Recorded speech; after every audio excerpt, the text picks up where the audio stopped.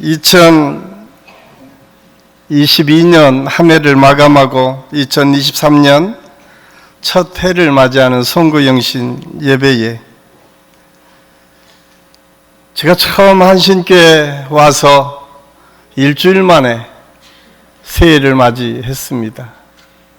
표를 어떻게 정할까 기도하는 중에 이 모든 것이 하나님의 은혜구나 라고 하는 생각에 하나님의 은혜로 라고 하는 표어를 정해놓고 2022년 달려왔습니다. 정말 그제 같은데 벌써 1년이 지나서 되돌아보니까 순간순간 하나님의 은혜가 아니었던 것이 없음을 고백할 수밖에 없습니다. 참 많이 부족한 사람이 여기 와서 우리 사랑하는 장로님들과 우리 성도님들의 헌신과 사랑을 통해서 사역을 감당할 수 있어서 행복했고, 많이 어려운 가운데서도 끊임없이 헌신하는 믿음의 동역자들과 헌신자들이 있었기 때문에 우리 교회가 이렇게 아름다운 교회로 회복돼 가고 있음을 알 수가 있습니다. 저는 2022년을 마무리하면서 어떻게 하나님의 은혜를 함께 나눌까 생각을 하고 동일하게 하나님의 은혜로라고 하는 제목으로 함께 은혜를 나누려고 합니다. 오늘 시 한 편을 같이 읽어가려고 하는데요. 백창우 시인이 쓴 길이 끝나는 곳에서 길은 다시 시작되고, 이렇게 아무런 꿈도 없이 살아갈 수는 없지. 감은 가슴에 어둡고 막막한 가슴에 푸른 하늘 열릴 날이 있을 거야. 고운 아침 맞을 날이 있을 거야. 길이 없다고, 길이 보이지 않는다고 그대 그 자리에 머물지 말렴. 길이 끝나는 곳에 길은 다시 시작되고 그 길 위로 희망의 별 오를 테니, 길을 가는 사람만이 볼 수 있지, 길을 가는 사람만이 닿을 수 있지. 걸어가렴. 어느 날 그대 마음에 딴 길 위로 그대 꿈꾸던 세상에 음악이 울릴 테니, 지금까지 걸어온 길과 이제부터 걸어갈 길 사이에 겨울나무처럼 그대는 고단하게 서 있지만 길은 끝나지 않았어. 끝이라고 생각될 때 그때가 바로 시작해야 할 때인걸. 그렇습니다. 길이 끝났다고 하는 그 순간이 다시 길이 시작된다라고 하는 이 시인의 노래처럼, 어쩌면 우리 한신교회가 2022년을 마무리하고 새로운 길을 시작하는 이 순간이 끝이 아니라 또 다른 길을 바라보고 시작하는 순간임을 우리가 깨닫고, 저는 우리 한신교회 모든 성도들이 2023년 여러분의 새로운 길을 열어가고 여러분을 통해서 이루실 하나님의 놀라운 계획들을 바라보고 나아가는 한 해가 될 수 있기를 간절히 소원합니다. 오늘 이 시인이 노래한 것처럼 우리가 열심히 달려간다고 하더라도 때로는 우리가 예기치 않은 여러 가지 문제들 때문에 아파하고 힘들어하고 어려워하고 다 끝났구나라고 하는 생각이 들 때가 참 많이 있는 것을 알 수가 있습니다. 어쩌면 그것이 우리의 인생의 길인지도 모르겠습니다. 그런데 오늘 시인은 결국 거기에 머무르지 아니하고 다시 일어서서 새로운 길을 바라보고 그 길을 걸어갔던 것처럼 우리 믿음의 사람들에게도 동일한 은혜가 있음을 알 수가 있습니다. 2022년을 마무리하고 이제 2023년을 새롭게 시작하는 이 순간, 우리 한 사람 한 사람을 향해서 우리 하나님께서 묻습니다. 네가 누구냐? 너는 어느 곳에 지금 서 있느냐? 하나님께서 이사야 43장에 그렇게 말씀합니다.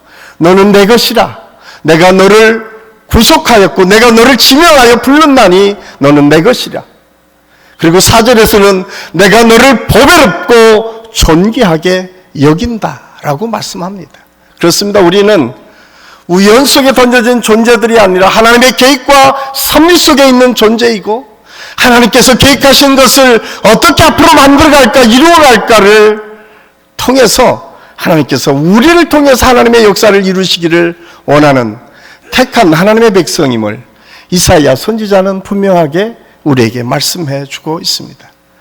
그렇기 때문에 2023년 우리가 시작하는 이 순간 먼저 우리가 깨달아야 될 것은 우리 존재가 어떤 존재인지를 알아야 됩니다. 그러면서 제가 오늘 사도 바울의 이 빌립보서 말씀을 함께 읽으면서 분명한 하나님의 계획과 섭리가 있다라고 하면 우리는 2023년을 어떻게 살아가야 될 것인가를 함께 생각하며 은혜를 나누려고 합니다. 하나님은 우리가 한 해의 끝에서 다시 한번 인생의 표대를 분명히 세워가기를 원하신다라고 하는 사실을 성경은 우리에게 말씀하고 있습니다. 사도 바울이 오늘 말씀을 통해서 빌립보서를 기록하고 있는데, 이 말씀은 사도 바울이 감옥에 갇혀 있을 때였습니다. 그것도 60이 넘은 노년이었습니다. 자식이 있는 것도 아니었고 보장된 노후가 있었던 것도 아니었습니다. 감옥에서 언제 죽을지도 모릅니다. 어쩌면 인간적인 생각으로 보면 그의 인생은 실패한 것처럼 보여지는 그때에도 사도 바울은 그렇게 고백합니다. 오늘 14절에 보니까 표대를 향하여 그리스도 예수 안에서 하나님이 위에서 부르신 부름의 상을 위하여 달려간다고 그는 고백하고 있습니다. 포기하거나 절망하지 않습니다. 후회하거나 낙심하지 않습니다. 갇혀 있는데도 멈추지 않고 하나님께서 주신 그 목표를 향해서 나아가겠다고 결단하고 다짐하는 사도 바울의 모습. 그러면서 그는 그렇게 설명합니다. 내 앞에는 표대가 있다. 내 앞에는 분명한 목표가 있다라고 말씀합니다. 그 목표는 무엇입니까? 사업에 성공하는 것입니까? 부자가 되는 것입니까? 건강, 명예를 얻는 것입니까? 그렇지 않습니다. 오늘 성경에 보면 하나님께서 그에게 베푸실 부름의 상이 있었다고 그는 고백하고 있습니다. 그렇습니다. 위에서 부르신 하나님의 상급이 그에게 준비되어 있다고 그는 고백하고 있습니다. 비록 감옥에 갇혀 있지만 인생을 완주하고 주어질 그리스도 안에서 영광스러운 구원의 완성 상급을 바라보고 있음을 오늘 사도 바울은 고백하고 있습니다. 우리는 우리에게 새 생명을 주신 예수님을 믿고 의지하고 그분께서 인도하시는 대로 살겠다 결단하고 살아가는 사람들이 저와 여러분 아닙니까? 살다가 보면 때로는 잘 되기도 하고 때로는 실패하기도 하고 때로는 웃을 때도 있고 때로는 울을 때도 있습니다. 그럼에도 불구하고 한 가지 분명한 것은 우리 앞에도 사도 바울처럼 동일하게 하나님께서 주신 목표가 있고 하나님께서 부르신 부름의 상급이 있다고 하는 사실을 우리는 잊어서는 안 됩니다. 그래서 이 사실을 깨달았던 히브리서 기자는 히브리서 12장 2절 말씀에 보면 믿음의 주요 또 온전하게 하시는 이인 예수를 바라보자. 그는 그 앞에 있는 기쁨을 위하여 십자가를 참으사 부끄러움을 개의치 아니하시더니 하나님 보좌 우편에 앉으셨다라고 말씀하고 있습니다. 영광스러운 상급을 바라봤던 그는 예수 그리스도를 바라보고 그 주님을 향해서 나아갔다라고 말씀하고 있습니다. 그렇다면 그 상급은 어떻게 우리에게 약속되어져 있을까요? 성경은 이렇게 우리의 상급을 이야기하고 있습니다. 주님을 위한 희생과 헌신에 대한 상급이 약속되어 있습니다. 마태복음 5장 11절에서 12절까지 말씀해 보면 나를 인하여 너희를 욕하고 박해하고 거짓으로 너희를 거스려 모든 악한 말을 할 때에는 너희에게 복이 있나니 기뻐하고 즐거워하라. 하늘에서 너희의 상이 큼이라. 너희 전에 있던 선지자들도 이같이 박해하였느니라. 하나님께서 하나님의 뜻 가운데 살아가는 믿음의 사람들에게는 반드시 하나님의 상급이 있다라고 말씀하고 있습니다. 그러기에 이 상급을 바라봤던 믿음의 선진들은 핍박과 고난의 현장에서도 굴하지 않고 그 상급을 바라보며 꿋꿋하게 그 어려움을 이겨나갈 수 있었다라고 말하고 있습니다. 또한 선한 행위의 상급이 있음을 말씀하고 있습니다. 마태복음 10장 42절 말씀해 보면 또 누구든지 제자의 이름으로 이 작은 자 중 하나의 냉수한 것이라 주는 자는 내가 진실로 너에게 이르노니 그 사람이 결탄코 상을 잊지 아니하리라 라고 말씀하고 있습니다. 작은 자에게 냉수 한 대접을 대접하는 그 사람에게 하늘의 상급이 약속되어 있다라고 우리에게 말씀해 주고 있습니다. 뿐만 아니라 물질을 통해서도 하나님의 약속을 우리에게 해주고 있습니다. 하나님 나라와 그리스도의 복음을 위해서, 그리고 주님의 교회를 위해서 물질과 가정을 희생하면서 섬겼던 믿음의 사람들에게 약속한 약속이 있습니다. 누가복음 6장 38절 말씀, 우리 누가복음 6장 38절 말씀 우리 같이 한번 읽겠습니다. 주라 그리하면 너희에게 줄 것이니 곧 후이되어 누르고 흔들어 넘치도록 하여 너희에게 안겨주리라. 너희가 헤아리는 그 헤아림으로 너희도 헤아림을 도로 받을 것이니라. 아멘. 하나님께서 주라 그리하면 누르고 흔들어 너에게 다시 안겨줄 것이다 라고 말씀하고 있습니다. 하나님의 뜻대로 살려고 애쓰는 사람들, 그 사람들에게는 그냥 거기에서 멈추고 끝나는 것이 아니라 누르고 흔들어 채워지는 역사를 하나님은 분명히 약속하고 있습니다. 하나님은 우리가 한 해의 끝에서 다시 한번 인생의 표들을 분명히 하기를 원하십니다. 흔들리지 말고 하나님의 약속한 그 상급을 바라보며 나아갈 것을 우리에게 말씀합니다. 이 은혜가 오늘 성구영신 예배를 드리는 모든 성도들의 가정에서 여러분의 삶에서 있을 수 있기를 예수님의 이름으로 간절히 축원합니다.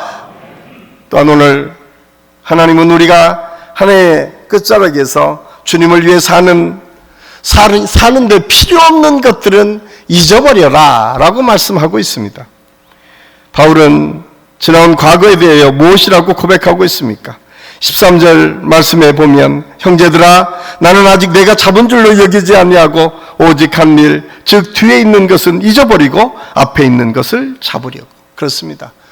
과거를 잊어버렸다고 그는 고백하고 있습니다. 지나온 과거는 잘된 일도 있습니다. 그런데 거기에 머물러 있으면 우리가 나를 드러내고 때로는 교만해질 수 있습니다.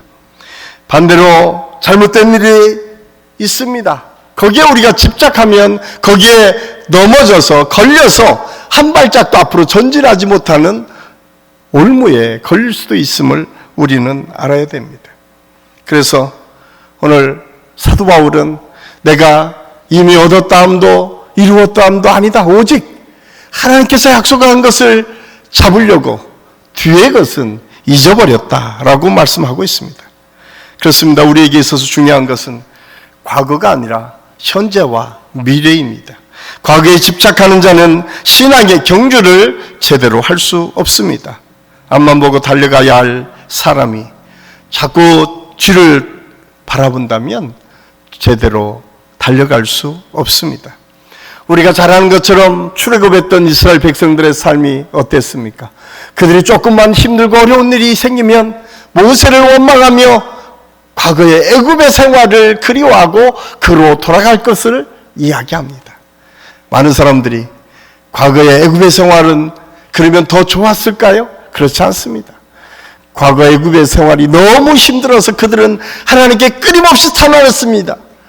언제까지 우리를 이 땅에 버려두시겠습니까?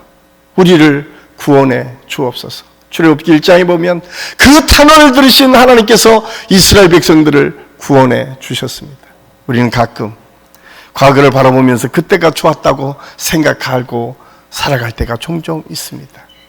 그것은 유혹입니다. 과거는 앞으로 우리가 맞이할 미래보다 결코 좋을 수가 없습니다. 꼭 기억하십시오. 과거보다 우리 믿음의 사람은 미래가 좋은 사람들임을 여러분 믿으시기를 바랍니다. 분명한 것은 과거는 돌아가서도 안 되는 곳이라고 하는 사실을 우리는 잊어서는 안 됩니다. 뿐만 아니라 과거를 잊기 위해서 우리에게 또한 필요한 것들이 있습니다. 우리가 잘 아는 야곱의 과거는 어땠습니까?